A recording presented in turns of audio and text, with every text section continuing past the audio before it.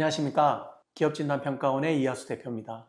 저희 회사는 여러 중소기업 사장님들을 위한 회사고요. 종합적인 면에서 도움이 되고 현실적이고 직접적인 그런 자문과 컨설팅을 하고 있는 회사입니다. 오늘 제가 이렇게 또 여러 사장님들을 이제 뵙는 이유는 정말 좀 중요한 이슈가 하나 있어서 그렇거든요. 당장 이제 내일부터 새로운 이제 규칙이 하나 생겼어요. 이제 제가 좀 결론부터 말씀드리면 상증세 및 증여세 사무처리 규정이 좀 바뀌었습니다. 제가 이제 줄여서 상증세법이라고 하겠습니다. 상증세법상 이제 사무처리 규정이라는 게 있거든요. 요게 이제 뭐냐면 좀 디테일한 이런 법을 실행하는 그런 이제 내용들이거든요. 그래서 상당히 이제 좀 중요한데 일반 이제 뉴스나 이런 매스미디어에는 잘 없습니다.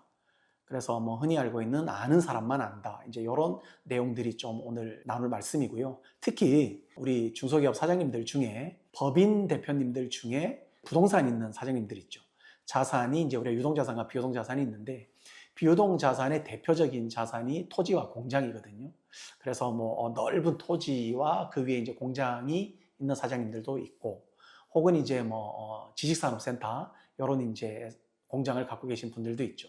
우리가 이제 자가공장이라고 표현을 합니다. 자가공장이냐, 임차공장이냐 이런 표현을 하는데 임대차 계약서를 쓰고 이제 보증금과 월세를 내시는 우리 임차 사장님들이 계시고 그리고 이제 자가공장을 마련하신 분들이 있죠. 뭐 한국 사람들은 자기 아파트, 자기 집 마련이 굉장히 이제 꿈인 것처럼 우리 특히 이제 제조업 사장님들은 자가공장을 또 하나 마련하는 게 또 하나 이제 꿈일 수도 있죠. 그걸 저희가 시설자금이라고 표현을 합니다. 그래서 정책자금이나 큰 규모의 융자죠. 공장을 취득해야 되기 때문에 혹은 공장을 짓거나 이런 일들을 저희가 이제 시설자금이라고 표현도 하는데 오늘 제가 이제 주로 드리고 싶은 말씀은 좀 뚱딴지 같은 얘기지만 우리 법인의 주식 가치를 좀 제가 말씀을 드리려고 합니다. 사장님들이 특히 이제 우리 직계 비속들 이제 아드님, 따님 혹은 이제 우리 배우자, 사모님에게 혹은 이제 여자 사장님들도 요즘은 많죠. 여성기업도 많으니까 이런 배우자나 손자녀 그리고 이제 아들과 딸에게 주식을 보통 증여를 많이 합니다. 양도를 하기도 하고 증여를 하기도 하는데 주로 이제 증여를 많이 하시죠. 이런 증여를 할 때 과연 우리 법인의 주식이 얼마인지가 이제 화두죠. 관건이고 국세청에서도 그 주식 가치, 제가 이제 시가라고 표현을 하겠습니다. 이 주식 가치의 시가를 가지고 국세청도 굉장히 유심히 쳐다봅니다. 그러면 제가 현실적인 그냥 좀 말씀을 드려서 토지 공장, 즉 자가 공장이 없는 우리 이제 법인의 주식 평가는 조금 쉽습니다. 순자산 가치와 순손익 가치를 가중 평균하는데 부동산이 없는 법인의 이제 순자산 가치와 순손익 가치를 가중 평균해서 한 주의 주식 가치가 나오고 그 이제 주식 가치에 썸을 해서 뭐 얼마 정도 이렇게 주식을 증여하는 거죠. 그런데 이런 부동산이 없는 주식 가치는 국세청에서도 별 문제를 삼는 경우가 많지 않습니다. 그래서 그냥 간단하게 우리가 분리를 하면 부동산이 없는 법인의 주식 가치를 평가하는 경우에는 국세청의 눈치를 그렇게 보거나 사장님들이 피곤함을 느낄 필요가 없어요. 그냥 담백하게 하셔도 됩니다. 그런데 부동산이 있는 이제 사장님들은 조금 얘기가 달라져요. 부동산 같은 경우는 예를 들어서 사장님이 10억짜리 공장을 취득을 뭐 3년 전, 5년 전에 하셨으면은 그 취득 원가라고 저희가 표현을 하거든요. 그 취득가가 장부에 그대로 올라 있습니다. 이걸 저희가 이제 장부가라고 표현합니다.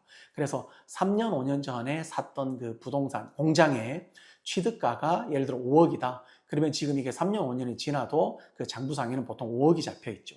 건물 같은 경우는 오히려 이제 감가상각이 될 수도 있고요. 토지는 감가상각을 하지 않거든요. 그래서 부동산이 있는 사장님이 주식 가치를 산정할 때 이제 국세청이 볼 때는 그 부동산이 계속 가치가 뛰지 않습니까? 건물은 감가상각이 되더라도 토지 같은 경우는 가치가 계속 뛰거든요. 우리가 그냥 대치동 음마아파트를 생각하면 좀 쉽겠죠. 대치동 음마아파트가 그렇게 건물이 다 낡고 노후가 됐지만 토지 때는 뭐 수십억을 가거든요. 그래서 국세청이 볼 때 이 부동산을 가지고 있는 법인의 주식을 평가할 때 부동산의 가격을 과연 처음에 취득했던 그 취득원가로 인정을 해줄 것이냐, 요거는 항상 좀 다툼의 소지가 있습니다. 그래서 국세청이 볼 때는 그 토지대가 계속 뛴다고 생각을 하는 거죠. 장부가에 반영을 안 할 뿐이지. 그래서 국세청은 하나의 이제 처리 지침을 둬가지고 이 토지 공장이 자산에서 차지하는 포지션이 50%를 넘으면 그때는 감정평가를 하라라고 하고 있어요. 현재 법상. 그래서 우리가 예를 들어 토지 공장이 5억이고 자산 총계가 10억이라고 하면은 우리가 지금 50%가 넘지 않습니까? 50% 이상이 되죠. 그때 토지공장 5억의 장부가를 그대로 가지고 와서 주식평가를 하시면 안 되고 그 토지공장을 감정평가를 하셔야 됩니다. 그러면 토지공장 5억짜리를 감평하면 예를 들어 7억 8억이 나올 수 있겠죠. 그러면 주식가치가 오릅니다. 그러면 그 오른 주식가치, 상승한 주식가치를 가지고 아버지가, 어머니가 이제 자식들한테 주식을 증여를 하셔야 되거든요. 그래서 이제 증여세 부담이 커지죠. 그래서 지금 국세청은 어떻게 보면 납세자들하고 합의를 본 사항이죠. 자산 중에 부동산 가치가 50% 이상인 회사는 그 토지공장을 감평을 할 수 있다. 감평을 해서 주식 시가를 정하고 그 주식 시가로 증여를 하고 증여세를 내라. 이게 이제 현재까지의 국세청 입장이었습니다. 그런데 요번에 이게 이제 좀 바뀌어요. 예, 이게 이제 6월 11일부터 바뀐 규정이 이제 새로 적용이 됩니다. 그 규정이 뭐냐면 앞으로는 부동산이 차지하는 비율을 따지지 않습니다. 그냥 자산이 10억인데, 총 자산이 10억인데 부동산이 3억이면 50%가 안 되죠. 30%죠. 그럼에도 불구하고 국세청이 감정평가를 할 수 있습니다. 이렇게 법이 바뀌었습니다. 이걸 이제 우리가 상증세법, 이제 상속세 및 증여세의 사무처리 규정이라고 하거든요. 이 일하는, 국세청에서 일하는 방식이 바뀐 겁니다. 이게 6월 11일부터 적용됩니다. 그래서 6월 11일부터는 부동산이 있는 법인의 주식을 평가할 때는 감정평가가 원칙이 되어버렸어요. 제가 이제 화면으로 좀 띄워드릴 텐데 그 문서상에는 감정평가를 무조건 할 수 있다 이런 말은 없습니다. 하지만 이전 그 문구에는 부동산 과다 보유 법인은 감정평가를 할 수 있다. 이 부동산 과다 보유 법인이 50% 이상을 가진 법인을 말하거든요. 그런데 지금 바뀐 규정에는 그런 말이 없습니다. 부동산 과다 보유 법인만 할 수 있다 이런 말이 없고 유형자산, 즉 토지공장이 있는 부동산을 보유한 법인의 주식을 평가할 때는 무조건 감정평가를 국세청이 자의적으로 할 수 있다. 지금 여러 사장님들 아시겠지만 꼬마빌딩 같은 경우는 이미 감평의 대상이 된 지 오래됐죠. 국세청에서 굉장히 큰 규모의 예산을 책정하고 감정평가하는 데 비용을 쓰고 있거든요. 그래서 실제 기준시가는 30억이지만 감평을 했더니 60억, 70억이 나오는 꼬마빌딩 같은 경우는 이제는 기준시가로 신고하시는 분이 거의 없습니다. 부모가 자식에게 그 꼬마 빌딩을 증여할 때 지금은 감정평가가 그냥 원칙이 돼버렸거든요. 공장도 이제 마찬가지가 된 겁니다. 그래서 감정평가를 할 수 있는 대상이 이번에 이제 처리 지침이 바뀌면서 굉장히 늘어났고요.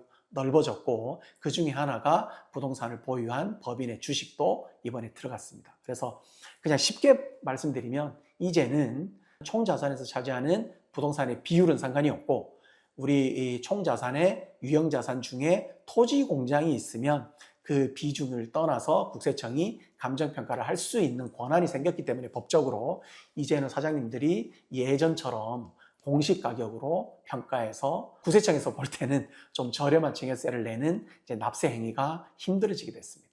그러면 이제 힘들어진 걸 가지고 왜 네가 나와서 자꾸 방송을 하냐 그러실 수 있는데 저희가 이제 컨설팅을 하는 사람들이거든요. 지금 그렇게 힘들어졌지만 조금은 운신의 폭이 있을 수 있어요. 일단은 대상은 이렇습니다. 법인의 부동산을 갖고 계신 사장님, 그 부동산이 50%를 넘어버리면 옛날에도 감정평가했기 때문에 예나 지금이나 달라진 게 없습니다. 그런데 우리 회사에 갖고 있는 유형자산, 토지공장이 50%가 안 되는 사장님들이 있죠. 30%, 40%, 20%, 10% 이런 사장님은 지금이라도 조금 전략을 갖고 가시는 게 좋습니다. 그 전략은 저희가 방책을 가지고 있고요. 일단 첫 번째로는 우리 회사가 가지고 있는 부동산 자산에 대한 진단을 먼저 받아보시는 게 좋고 두 번째는 그 주식 가치를 가지고 우리 자녀분들에게 부동산이 있는 이제 법인의 주식이죠. 법인의 주식을 어떻게 하면 조금 더 절세할 수 있는 방법을 이제 강구하는 겁니다. 그런 방법을 강구하는 거고 저희는 이미 그런 이제 전략이 있거든요. 그래서 사장님들이 오늘 방송을 보시고 우리 그 중소기업 경영연구소 통해서 언제든지 좀 빠르게 이게 그 시일이 얼마 길지 않습니다. 우리가 이제 한정이라고 표현을 하는데 보통 길어야 8월까지입니다. 그래서 8월 내로 부동산이 있는 사장님들은 조금 주식을 증여, 이제 자녀분들한테 증여하는 거를 좀 전략을 세우고 현재 상태에서 진단을 좀 받고 앞으로는 그럼 어떻게 대응을 하면 좋은지에 대한 그런 컨설팅이 좀 기민하게 발빠르게 움직이시면 좋을 것 같아서 오늘 제가 이렇게 방송을 하게 됐고요. 그냥 한 가지 제가 숫자로 말씀을 드리면은 똑같은 토지 공장인데 예를 들면 5억이 이제 취득원가라고 하면 취득가가 5억이 장부로 써져 있겠죠. 근데 그 자산을 공시가격으로 표현하면 10억이 될 수도 있습니다. 그 공시가격 10억이 간평으로 가면 30억이 될 수 있거든요. 이럴 때 이제 증여세가 얼마나 차이가 나냐면 단순하게 제가 표현을 하면 10억일 때 증여세가 한 2억 4천 정도 합니다. 10억일 때. 그러니까 제가 이제 장부가는 뺄게요. 공시가격으로 표현할 때 10억이라고 하면 그게 한 2억 4천 정도 하거든요. 그런데 이게 간평으로 가버리면은 간평하면 증여세가 엄청 늘어납니다. 30억일 때 10.4억 정도 됩니다. 10억 4천 정도. 그래서 이 간평에 따라서 이제 세금이 바뀌게 되죠. 그래서 지금 우리가 한두 세 달 안에 남아있는 기간 안에 이런 좀 전략을 잘 짜시고 액션으로 옮기시면은 수억 원의 이 증여세를 절세할 수 있는 기회가 지금 있습니다. 그래서 오늘 방송을 한번 보시고 중소기업 경영연구소로 연락 주시면은 저희가 이제 최선의 컨설팅을 자문을 한번 해보겠습니다. 감사합니다.